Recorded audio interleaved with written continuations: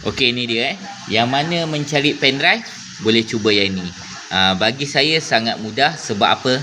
2 in 1. Pertama dia ada versi A. Ini versi A. 3.0 dan dia ada type C untuk korang punya telefon. Jadi pendrive ni bila korang nak alihkan data daripada komputer ke smartphone korang, mudah saja. Just kita masukkan, lepas tu masuk saja kat korang punya smartphone tu kan. Jadi data tu mudah lah orang kata. Macam misal katalah korang punya handphone smartphone korang tu penuh dengan gambar. Masukkan semua gambar korang dalam ni, ataupun korang alih saja pergi ke PC korang. Kan mudah kan?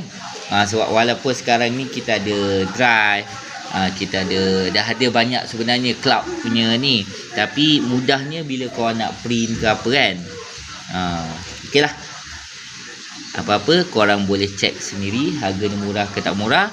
Tapi bagi saya lah, kat sini SanDisk ni memang jenama yang sangat lama dah. Tiada penipuan. Sebab ada setengah korang beli yang murah-murah tu kan. Saya dah kena dah. Hari tu saya dah kena sekali. Kejap je. Dia tulis lah 1 terabyte lah apalah kan. Okey lah. Ciao. Assalamualaikum.